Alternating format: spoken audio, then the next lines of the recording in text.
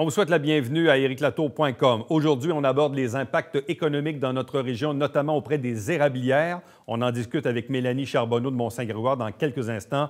Mais d'abord, un plan d'aide. Les organismes du milieu se mobilisent, fonds d'urgence également. Bref, on fait le tour de la question avec NextDev, la Chambre de commerce et la Ville de Saint-Jean-sur-Richelieu.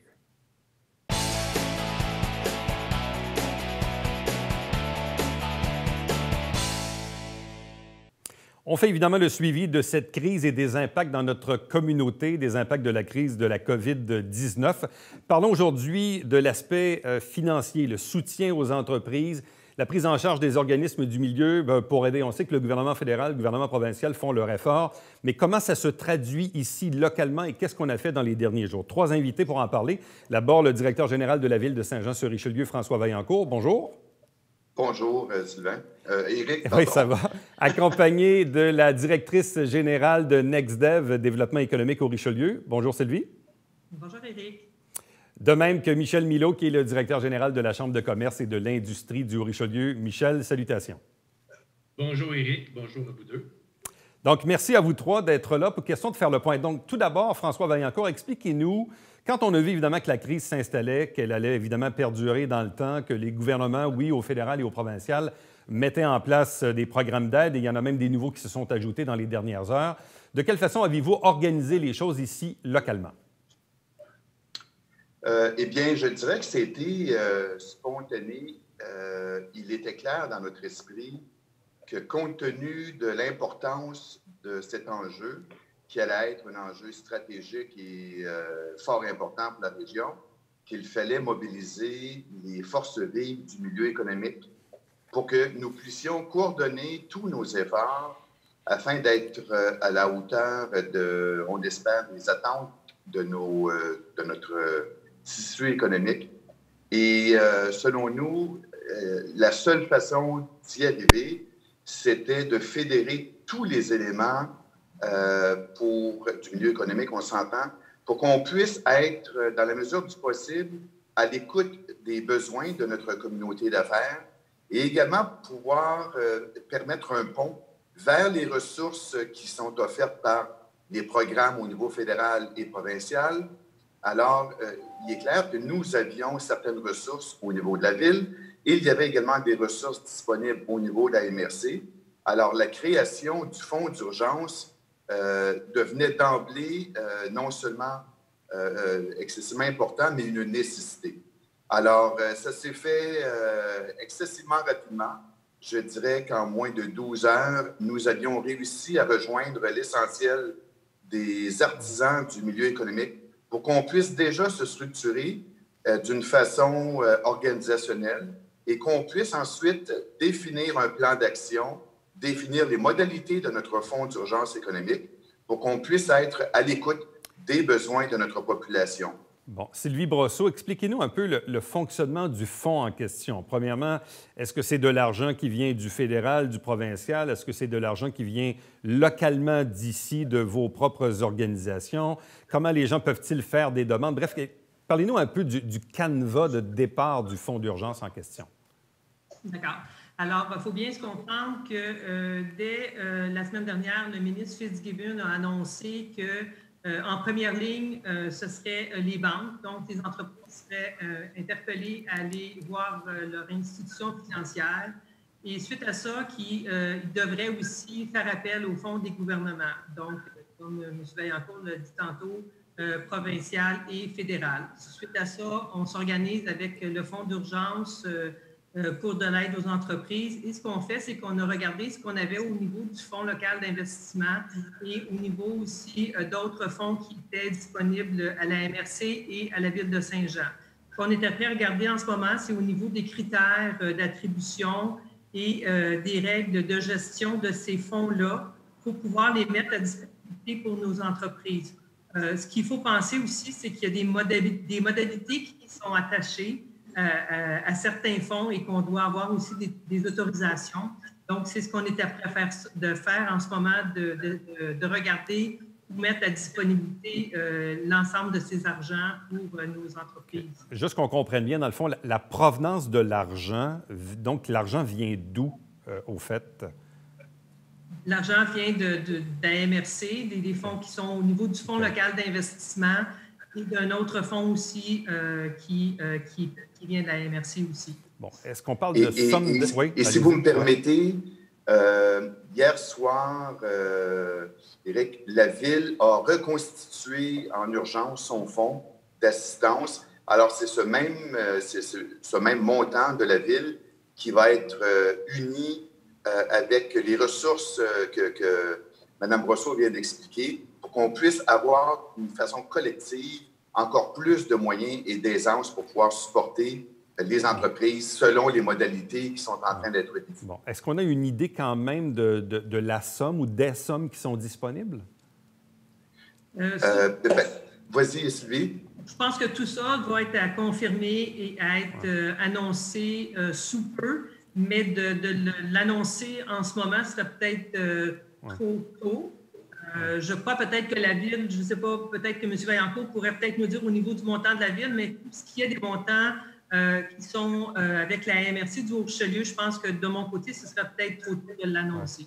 M. Vaillancourt? Oui, effectivement. La Ville confirme, évidemment, c'était réalisé hier soir par résolution. Donc, il y a déjà un 250 000 $ qui sera mis à la disposition du Fonds d'urgence économique. Il faut savoir que les villes, M. Latour, sont régies par diverses lois qui nous habilitent. Alors, nous sommes allés présentement au maximum que ce qui nous est permis présentement. Évidemment, ça, c'est sous toute réserve d'un nouveau décret gouvernemental qui nous permettrait, on le souhaite, d'avoir d'autres ressources additionnelles. Mais au moment où on s'en parle, c'est le montant maximal que nous puissions mettre de l'avant pour l'instant, quant au niveau municipal. Bon, c'est clair, évidemment, il y a de gros enjeux à l'égard des industries, des usines, et on sait ça, évidemment, c'est sous le chapeau, évidemment, beaucoup de NextDev. Parlons maintenant du commerce de détail, les commerçants, les PME, beaucoup, évidemment, sous le chapeau de la Chambre de commerce et de l'industrie du Richelieu. D'abord, Michel Milot, parlez-nous un peu de l'impact que ça crée auprès de vos membres en ce moment à la Chambre de commerce. Naturellement, je pourrais dire même dans les industries, il se crée une incertitude. Le monde sont déstabilisés. Ils ont peur de ne pas avoir les fonds nécessaires pour traverser cette crise-là. Alors, nous, d'emblée, avec Soyez local, ce qu'on a commencé à travailler dans un premier temps, on sait que Soyez local est ouvert à Saint-Jean-sur-Richelieu.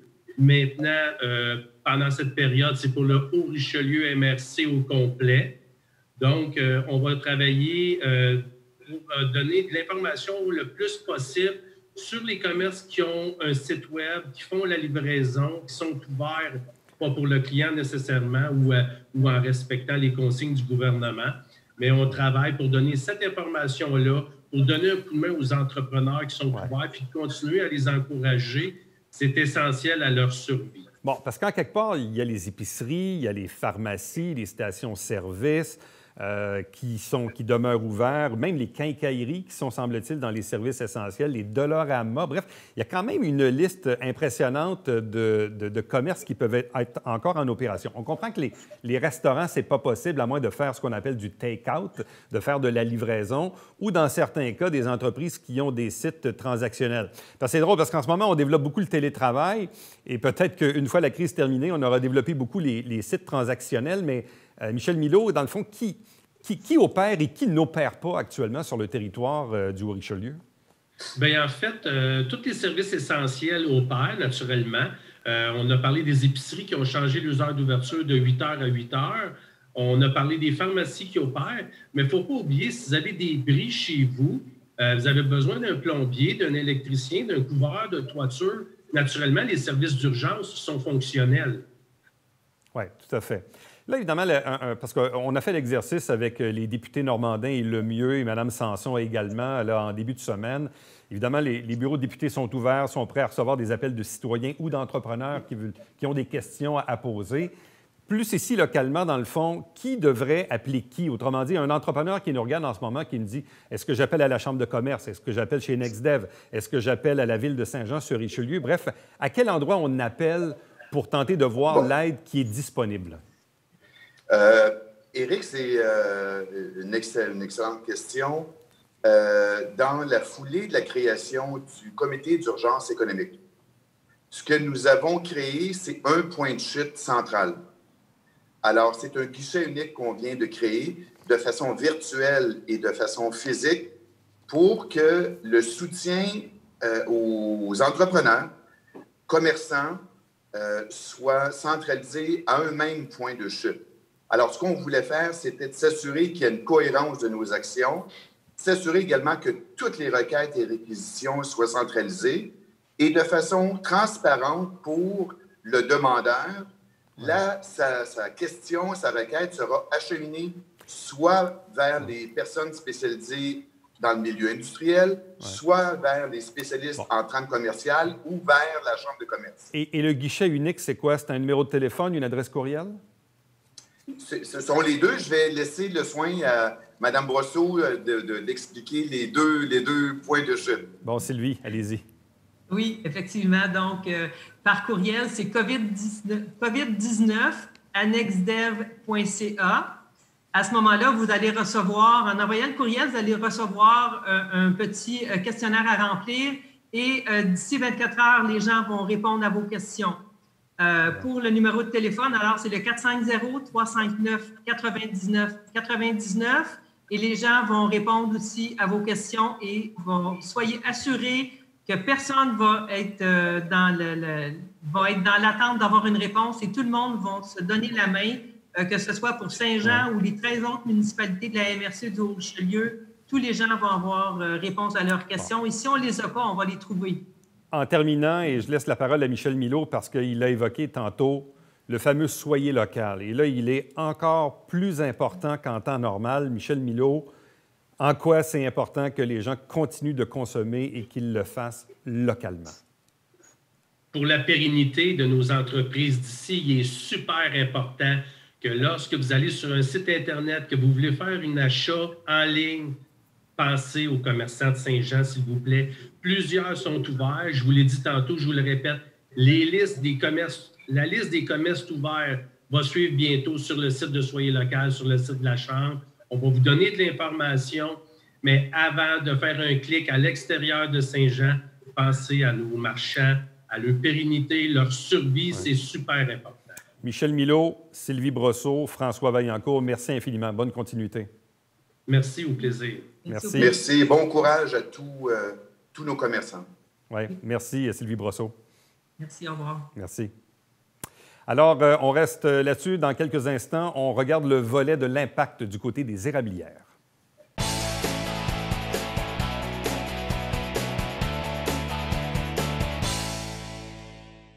Mesdames et messieurs, bonjour et bienvenue à la Justice entre nous. Mon nom est Sylvain.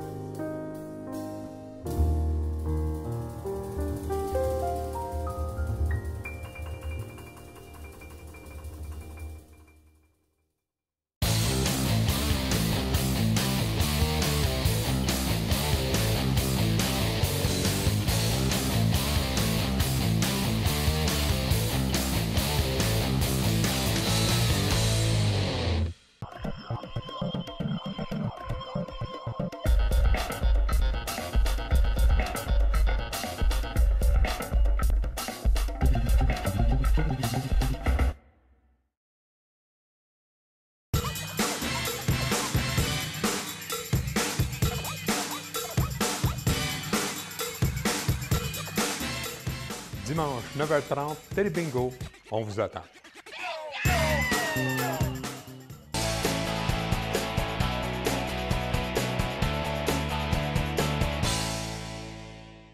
Dans les premières heures de la crise de la COVID-19, donc rapidement, on savait évidemment que ça avait un impact sur la santé des gens, mais sur la santé financière et la santé financière de plusieurs entreprises et surtout les entreprises saisonnières. Je ne peux pas m'empêcher et je le dis très ouvertement et je l'ai dit à mes proches dans les premières heures de la crise, j'ai vraiment eu un pincement au cœur à l'égard des érablières qui venaient à peine de commencer leur saison. Dans le cas des stations de ski, à la limite, la saison était presque terminée. Mais dans le cas des érablières, on venait à peine de commencer la saison. Et dans les premières heures, parmi les interdictions du premier ministre, c'était entre autres l'interdiction des érablières, rapidement dans les premiers commerces qui ont été fermés ou les premiers restaurants. Avec nous pour parler des impacts de tout ça, Mélanie Charbonneau de l'érablière Charbonneau à Mont-Saint-Grégoire. Bonjour. Bonjour. Évidemment, ça a frappé de plein fouet au tout début de la crise. Expliquez-nous un peu comment vous avez vécu, disons, les premières heures de cette crise et surtout quand vous avez reçu l'interdiction du gouvernement à l'égard de la fermeture des érablières. Bien, en fait, au début, ça a commencé durant la semaine. Il y a eu beaucoup de gens qui commençaient à annuler. Là, on s'est dit, OK, c'est beau. Après ça, il y a eu l'interdiction d'avoir des salles plus que 250 personnes. Nous, étant une petite cabane à sucre, ça nous a plus ou moins touchés parce qu'on avait, oui, on a une capacité de 250 personnes, mais séparées en deux salles, donc deux petites salles. Ensuite, le dimanche, que le gouvernement a vraiment dit de ne pas aller dans les érablières et de fermer toutes les cabanes à sucre, nous, on travaillait. Donc, ce sont des clients qui nous ont informés. Donc, ça a fait un choc à tous mes employés. Ensuite de ça, mon conjoint est allé rapidement aux nouvelles, voir qu'est-ce qui se passait, s'il fallait vraiment fermer nos portes. Et oui, donc le gouvernement a fermé. On a été les premières entreprises touchées. Les cabanes à sucre devaient fermer leurs portes le dimanche soir. Et là, on était vraiment ébranlés. Là. Je vous dis, là, c'était vraiment un gros coup de poing dans le visage. Bon. Dans le fond, depuis le début de la saison, vous avez opéré combien de jours ou combien de semaines au total pour la saison 2020? Bien, pour ma part, moi, j'ai ouvert le 22 février et on a fermé le 15 mars. Je le sais qu'il y a des érablières de ma région, de mon coin, qui ont ouvert la semaine après moi, donc le 29 février. Donc, eux, ils ont une semaine de moins que moi. Ensuite de ça, c'est ça, on a tous fermé le 15 mars. Bon, en principe, vous auriez dû rester ouvert jusqu'à quelle date? Pour ma part, moi, je fais toujours une semaine de plus parce que j'ai beaucoup de demandes. Habituellement, j'aurais fermé ma saison 2020 le 3 mai. Mais je pense que les autres érablières devaient fermer vers le 26 ou 27 avril. Là. OK. Donc, on parle d'un manque à gagner. C'est quoi? C'est 50 60 de la saison qui tombe à l'eau? Ah, bien, plus que ça. Ouais. C'est 80 de la saison. Parce que les premières semaines là, ne sont pas très attendues, à part la semaine de relâche. Mais les autres semaines, là, les débuts de semaine sont très faibles. On ouvre parce qu'on a des groupes en réservation. On veut former le nouveau personnel pendant que c'est moins achalandé. Mais la première semaine, c'est jamais la plus rentable, là, vraiment pas. Là. Les semaines à venir étaient des semaines cruciales. Et en plus, avec le beau printemps qu'on avait, là, tous les jours que je me lève, je me dis, oh, wow, on aurait eu vraiment beaucoup de clientèle. Et là, ça coule énormément. Nous, on a continué à bouillir là, parce qu'on veut garder notre sirop pour l'année prochaine.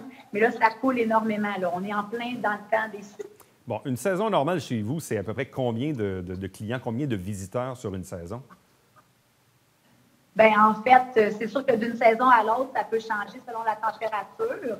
Je vous dirais, là, je n'ai pas fait le calcul, là, tu me fais un peu au dépourvu, là.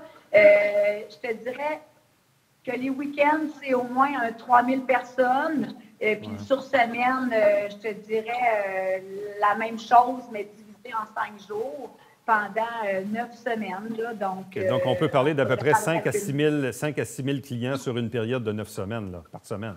Exactement, oui. Donc, c'est énorme. Là. C'est des milliers de visiteurs, là, des milliers de clients qui ne seront pas au rendez-vous cette année. Oui, mais c'est pas juste ça. C'est que nous, là, depuis novembre 2019, là, on prépare nos betteraves, notre ketchup, nos cornichons, nos boulettes, nos tourtières, nos fêtes de serre. Tout ça est fait d'avance. Donc, mes boulettes, mes fêtes de serre, mes tourtières sont congelées. Sont toutes faites au fur et à mesure jusqu'en février. Puis en février, quand on ouvre nos portes, nos congélateurs sont pleins. Et ensuite, bien là, on écoute. Et des fois, on en manque à la fin de saison. Donc, il faut reproduire vers la fin avril. Mais là, tout est encore plein, mes congélateurs. Là. J'ai écoulé un peu de stock cette semaine quand ils nous ont fermé. Ouais. On a la chance d'avoir une boutique. Donc, on a pu écouler un peu de tourtière, un peu de ragoût de boulette, nos produits d'érable qu'on avait déjà transformés, beaucoup d'aliments, nos sucres au pois, nos fèves au lard. Mais il reste encore beaucoup d'inventaire dans les congélateurs. Bon. Avez-vous des pertes du côté de ce qu'on appelle le périssable, ce qui n'était pas congelé? Non, ça, on s'est viré de bord vite. Le lundi, le 16 mars, j'ai fait des messages sur Citoyens Mont-Saint-Grégoire. J'ai appelé mes amis journalistes.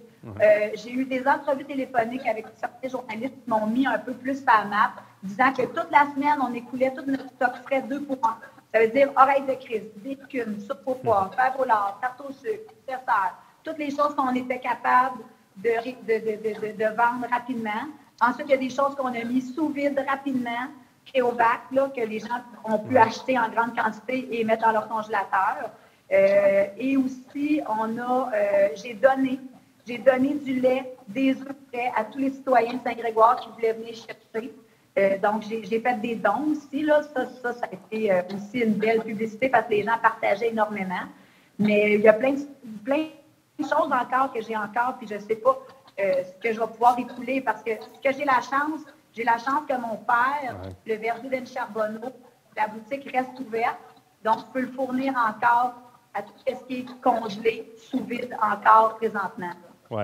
Donc, est-ce que les gens ont bien répondu à l'appel? Parce qu'on l'a vu, entre autres, on l'a vu dans différents médias et sur les médias sociaux, comme quoi que votre boutique était ouverte pour écouler, évidemment, de la nourriture. Est-ce que les gens ont bien répondu à cet appel-là d'aller vous voir pour acheter des trucs avant la fermeture complète? Les gens, on les remercie beaucoup. Même j'ai fait un beau message sur ma page Facebook, vu qu'on est fermé présentement. Mais les gens nous appelaient, sympathisaient avec nous. Très gentils, courtois. Il y en a qui ont dit on va venir, on va vous encourager. Par contre, ce que ça a fait un petit effet contraire, là, c'est que le dimanche, il y a eu beaucoup de monde dans la cour, donc on était obligé de restreindre les clients. Ah ouais. Ça a un peu émeuté certains résidents de Saint-Grégoire. Là. Donc, là, il a fallu aussi fermer nos sentiers dans la montagne. Parce qu'il y avait vraiment beaucoup de gens qui allaient là. Écoutez, les gens s'ennuient, ils ne savent pas quoi faire.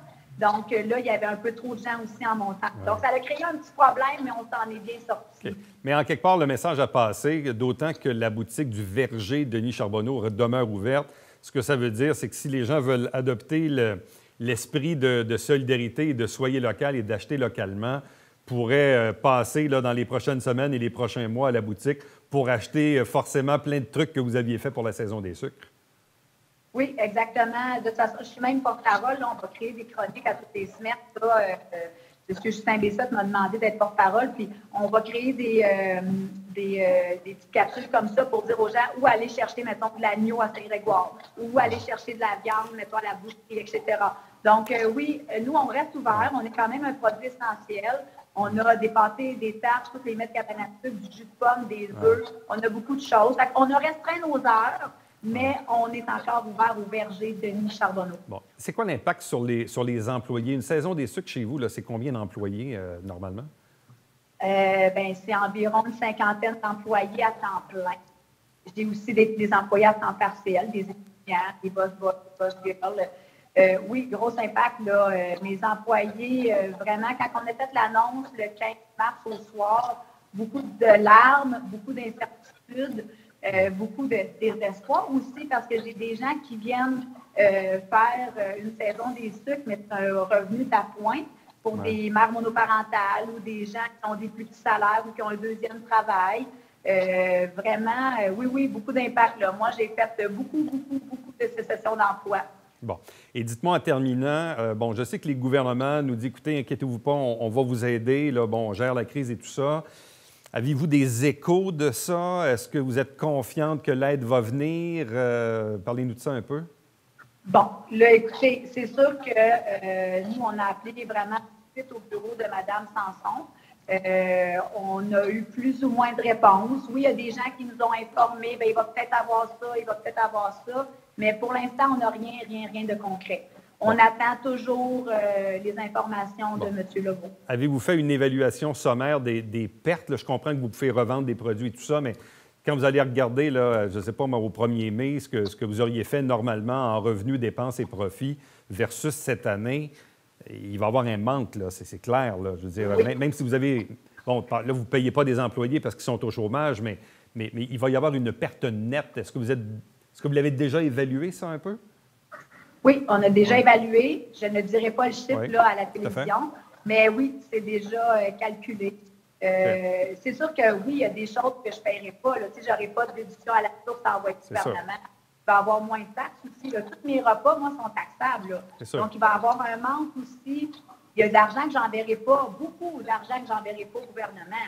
Ça, c'est dans les plusieurs milliers de dollars. Là. Donc, c'est sûr que le gouvernement aussi, il va être copé, là, exactement. Mais il y aura quand même des pertes nettes, forcément, que vous avez déjà évaluées, puis que vous serez à même de réclamer le moment venu quand les gouvernements vont vous faire signe.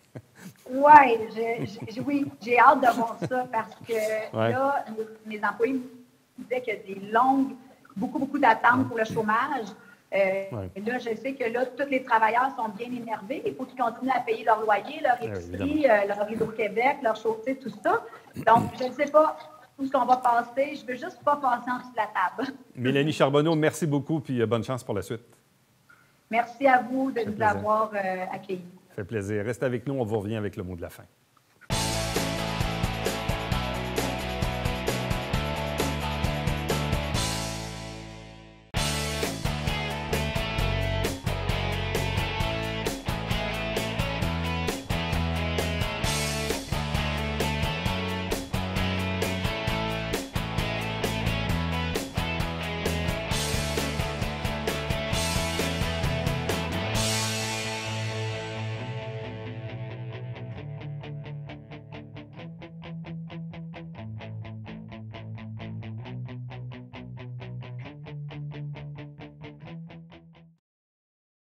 Comme plusieurs services municipaux sont fermés ou bâtiments municipaux qui sont fermés, on vous invite à prioriser les requêtes en ligne. La Ville de Saint-Jean était déjà équipée en ce sens. Donc, vous avez le site Internet, vous avez le lien, l'hyperlien pour aller à cet endroit-là et ça va vous donner évidemment tous les détails pour y aller de vos requêtes avec la Ville de Saint-Jean sur Richelieu. Nous, bien sûr, on se fixe rendez-vous demain pour un prochain épisode d'ériclateau.com.